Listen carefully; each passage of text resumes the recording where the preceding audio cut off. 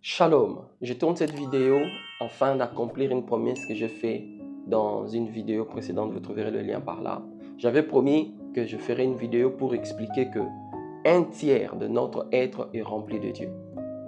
Alors quand vous lisez les épîtres de Paul aux Thessaloniques, je ne sais plus si c'est dans 1 ou 2 Thessaloniciens, quelque part il fait une prière en disant que Dieu vous garde esprit, âme et corps, totalement en Jésus-Christ. C'est là la racine biblique qui nous certifie que l'homme a 3 dimensions. La dimension physique que nous voyons, le corps, et les 2 autres dimensions sont des dimensions matérielles. L'esprit par exemple. Quand on dit que l'homme est un esprit, c'est parce que l'homme est capable de ces 3 fonctionnalités. La première fonctionnalité, c'est la communion. L'homme est capable d'entrer en communion avec Dieu ou avec le monde spirituel en général. Vous ne trouverez jamais un animal, un chimpanzé se mettre à prier ou un lion se mettre à louer Dieu. Non, vous ne trouverez pas cela. Ça ne se fait que par les hommes et parmi les hommes. La communion. La deuxième fonctionnalité qui fait dire que l'homme est un esprit, c'est bien l'intuition. La possibilité de connaître les choses sans qu'on nous ait filé une information au préalable à propos de la chose. Tenez par exemple ce qui se passe au jardin d'Éden. Quand Dieu venait de créer Ève, Adam a vu Ève et Adam a su que c'était Ève. On n'a pas dit à Adam que c'était Ève et Adam n'a pas confondu Ève à un animal ou à un type d'arbre ou un type de plante. Non, en le voyant, il a su que c'était l'os de ses os, la chair de sa chair. Qui a dit cela à Adam? C'est son intuition. Tenez un autre exemple. Le jour de la transfiguration sur la montagne, ils étaient à 4. Les 3 disciples plus le maître. Le maître en train de prier et soudainement, Élie et Moïse apparaissent aux côtés du Seigneur. Pierre prend la parole qui dit « Seigneur, il est bon qu'on soit ici, laisse-moi construire 3 tentes, une pour toi, une pour Moïse, une pour Élie. » Qui a dit à Pierre que c'était Moïse et c'était Élie, alors qu'ils n'ont jamais eu, à moins que vous m'informez, à cette époque, il n'y avait pas d'appareil pour prendre des photos, des images. C'était son intuition qui l'a aidé à connaître cela. La 3e fonctionnalité qui permet à l'homme d'être regardé comme un esprit, c'est bien le fait voilà, j'ai cité les 3. L'intuition, la communion et la conscience. La 3e, c'est la conscience. Le fait d'être conscient, de savoir que maintenant je suis là. Voyez-vous, j'ai cité les 3. Et la même démarche s'applique aussi au niveau de l'âme. L'âme aussi, en tant que dimension de l'homme, elle réunit ou elle offre à l'homme 3 fonctionnalités. La première, c'est comment je vais dire cela? La volonté. Le fait de vouloir ou de ne pas vouloir, c'est dans l'âme. La volonté de l'homme n'est pas dans son esprit, c'est dans son âme. Si tu veux faire quelque chose, personne ne peut t'en empêcher. Si tu ne veux pas, tu ne veux pas. À côté de la volonté comme fonctionnalité dans l'âme, la 2e fonctionnalité dans l'âme, c'est l'émotivité. C'est-à-dire toute l'activité psychologique. Le fait de ressentir la joie, la tristesse, le fait de sentir le besoin d'être aimé, le fait d'avoir une personnalité qui te distingue des autres. Vous pouvez tous naître d'un même père, d'une même mère. Vous pouvez même être jumeaux, mais chacun a sa personnalité. Ça, c'est une fonctionnalité de l'âme. Et la 3e fonctionnalité que l'âme rend l'homme capable de manipuler ou d'utiliser, c'est la cognitivité. La possibilité de réfléchir, voyez-vous, la possibilité de raisonner, la possibilité d'argumenter, d'aligner un raisonnement cohérent, de tenir un débat, de penser, de réfléchir. Voilà la 3e fonctionnalité que l'âme offre à l'homme. Alors, un tiers de l'homme est rempli de la présence de Dieu. Il ne s'agira pas du corps, mais c'est dans le corps que tout cela se manifeste. Il ne s'agira pas non plus de l'âme. Il s'agit bien de l'esprit, parce que notre Dieu est esprit. Depuis le jour où tu as suivi Jésus, tu as ouvert ton cœur à Jésus, le Seigneur t'a reconnecté à lui. Et le Seigneur, c'est Dieu. Donc, il y a une connexion qui t'introduit directement à Dieu. Avant d'aller, pour ne pas aller plus loin avec mes explications, ouvrons la parole. Mais je certifie et je réitère cette affirmation très bénissante, c'est que un tiers de toi est rempli de Dieu. Écoutons maintenant ce que l'apôtre Paul enseigne à ce sujet. Bien-aimés, la première vérité relative à la présence de Dieu, c'est que le Saint-Esprit manifeste la présence de Dieu en nous. Le Saint-Esprit vient manifester la présence de Dieu. Ce n'est pas quelque chose que tu vas bricoler, non. C'est l'Esprit de Dieu en toi qui le fait. L'apôtre Paul dit ceci dans 1 Corinthiens 6, 19 à 20. « Ne savez-vous pas que votre corps est le temple du Saint-Esprit qui est en vous, que vous avez reçu de Dieu, et que vous ne vous appartenez pas à vous-même, car vous avez été rachetés à un grand prix. Glorifiez donc Dieu dans votre corps et dans votre esprit qui appartiennent à Dieu. » Voyez-vous, ici, l'apôtre Paul affirme profondément ce que nous essayons d'expliquer. Il dit que nous appartenons à Dieu par notre esprit, et l'appartenance à Dieu dans notre esprit doit produire des conséquences. Et ces conséquences, c'est là où intervient ta foi en Dieu. Les conséquences ici, c'est quoi? C'est de glorifier Dieu en ne traînant plus ce corps dans la saleté. Bien aimé, la foi est importante, très très importante. C'est par la foi que l'on se sanctifie. C'est par la foi que l'on fuit les péchés. Ce n'est pas par la crainte des conséquences du péché. Non, c'est plutôt parce que je crois que Dieu habite dans mon corps que je ne mettrai plus mon corps dans des choses pas propres. Voilà pourquoi en parlant ici, il fait une corrélation directe entre le corps et l'esprit qui tous deux appartiennent à Dieu. La foi, retenez bien cela. La deuxième vérité, bien aimé, c'est que la plénitude de Dieu en toi est une réalité. C'est une réalité. Ce n'est pas quelque chose qu'il faut chercher, non. Ce qu'il faut chercher ici, c'est la capacité surnaturelle à entretenir un style de vie qui permet à cette plénitude qui est déjà dans ton esprit à se manifester. Voilà ce qu'il faut chercher. Personne ne peut se mettre à prier « Seigneur, remplis-moi, remplis-moi ». C'est par faiblesse de langage qu'on fait cela. Mais depuis le jour où nous avons dit oui à Jésus, Jésus est venu, il a dit « Tous ceux qui le recevront, lui et le Père viendront habiter dans la personne ». Nous sommes appelés plutôt à entretenir un style de vie qui permettra à ce que cette manifestation de Dieu, qui est déjà pleine dans notre esprit, puisse s'exprimer au travers de notre corps, au travers de notre être. Écoutez ce que l'apôtre Paul dit dans Éphésiens 3, 16 à 19. Il dit ceci: « Afin qu'il vous donne, selon la richesse de sa gloire, d'être puissamment fortifié par son esprit dans l'homme intérieur. » Tu vois, c'est quelque chose qui nous est donné. Ce n'est pas quelque chose que l'on force, que l'on fabrique. C'est quelque chose que Dieu nous a donné.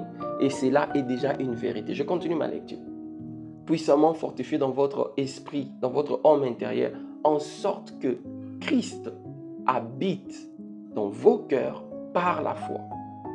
Afin que, étant enraciné et fondé dans l'amour, vous puissiez comprendre avec tous les saints quelle est la hauteur, la longueur, la profondeur et la largeur, et connaître l'amour de Christ qui surpasse toute connaissance, en sorte que vous soyez remplis jusqu'à toute la plénitude de Dieu. Voyez-vous bien aimé? Dieu est là. Nous n'avons pas besoin de crier « Dieu, viens, viens », il est là.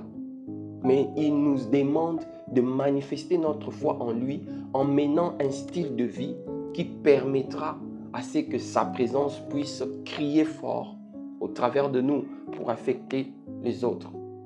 Bien aimé, cette prière de Paul dans Éphésiens 3, 16 à 19, ça démontre que la plénitude de Dieu est une vérité possible. Nous pouvons expérimenter cela. Et cette vérité a commencé à être expérimentée depuis le jour où tu as été mise en union avec Christ. Parlons de l'union avec Christ. C'est la troisième vérité. Je vous donne d'abord lecture de Galates 2:20 et puis nous allons voir ce qu'il en est. L'apôtre Paul dit ceci: « J'ai été crucifié avec Christ et ce n'est plus moi qui vis, c'est Christ qui vit en moi. C'est que je vis maintenant dans la chair je le vis dans la foi. Encore une fois, la foi revient. Dans la foi au Fils de Dieu qui m'a aimé et qui s'est livré lui-même pour moi. Bien-aimé, la présence de Dieu a été rendue possible dans notre esprit depuis le jour où nous sommes entrés par la foi en union avec Jésus-Christ. Voyez-vous, c'était depuis ce jour-là. C'était depuis ce jour-là que l'Esprit de Dieu est venu vivre dans notre esprit. C'était depuis ce jour-là. Voyez-vous, bien-aimés, l'union avec Dieu n'est possible que par la foi. Alors, quand on dit que l'on croit en Jésus-Christ, l'apôtre Jacques dit par exemple, montre-moi ta foi sans les œuvres, je te montrerai ma foi par mon style de vie qui consiste à produire, à poser des actes renseignant que je crois. Et la foi véritable ne peut que nous ramener à un style de vie qui permettra à l'Esprit de Dieu qui habite en nous de se manifester au travers de nous par les actes, par la manière de vivre, par la manière de parler, par la manière d'être avec les autres.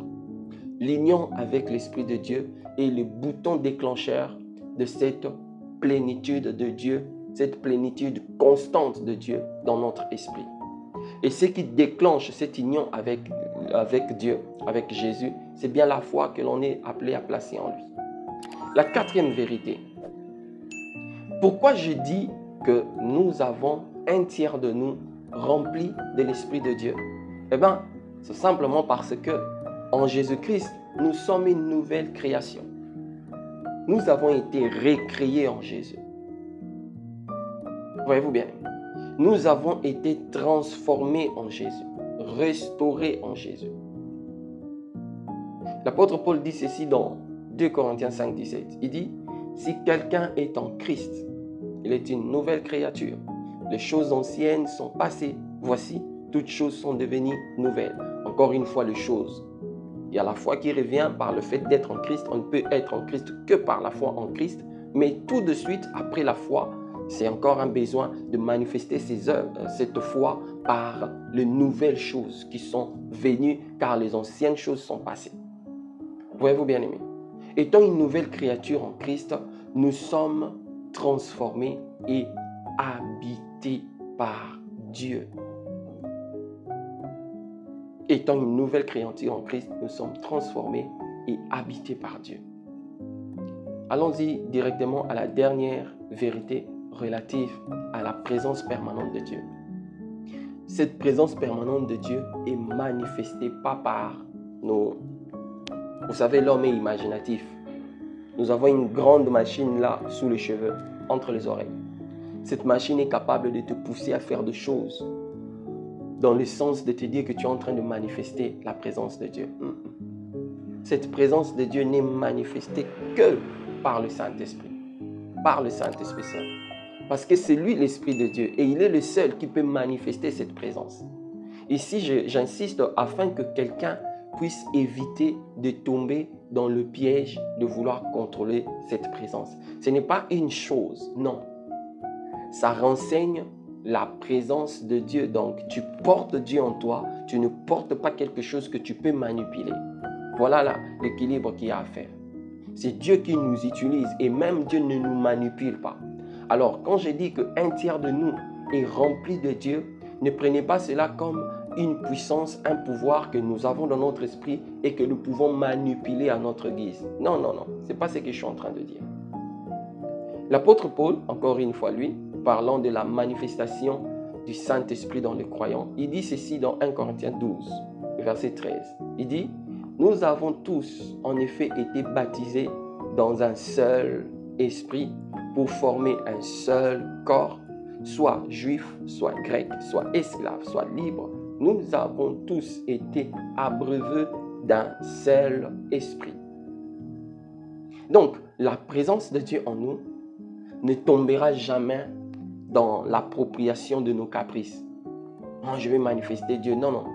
Non, non, non. L'Esprit de Dieu te gère parce que tu as été racheté de cette vaine manière de vivre consistant à manipuler. Voyez-vous, bien-aimés, l'équilibre que je suis en train de faire ici, il est très important. Ceux qui ne sont pas renouvelés, surtout dans leur mindset, dans leur pensée, il regarde les choses de Dieu avec les yeux avec lesquels il regardait les puissances du fétichisme. Dieu ne nous donne pas une puissance à manier à notre guise pour parader devant les gens. La présence de Dieu en toi n'est pas une puissance. Non, c'est la présence de Dieu. Et c'est Dieu qui peut déployer la puissance au travers de toi. Voilà pourquoi les gens qui ont fait de miracles, par exemple, il y a certains qui sont morts de mort naturelle. S'ils possédaient le contrôle de cette puissance, ils allaient manipuler cette puissance pour chasser la maladie dans leur corps. Nous restons des hommes, bien que portant Dieu, l'apôtre Paul le dit, nous portons de grandes richesses dans des vases de terre. Nous restons des hommes, bien que portant Dieu. Ainsi, pour ne pas perdre, pour ne pas étouffer cette présence, développons cette vie, ce style de vie qui peut s'expliquer par ces mots, l'humilité. Voyez-vous bien aimé, je vais m'arrêter par ici. Je fais cette vidéo pour te rappeler, te donner un peu plus d'éléments de réflexion afin que tu cesses d'ignorer cette vérité grande et puissante. Comme quoi, Dieu est permanemment présent dans ton esprit. Ça, c'est la première des choses. Et la deuxième des choses, le deuxième but de ces vidéos, ça a été de t'encourager à entretenir un style de vie qui te permettra de donner une voix d'expression à cette permanente présence de Dieu en toi. Que le Seigneur te bénisse. Shalom. S'il y a des questions, laissez-la sur la barre de commentaires. S'il y a des expériences, des témoignages, laissez-la sur la barre de commentaires afin d'édifier les membres de cette grande communauté. Ciao, shalom chez vous.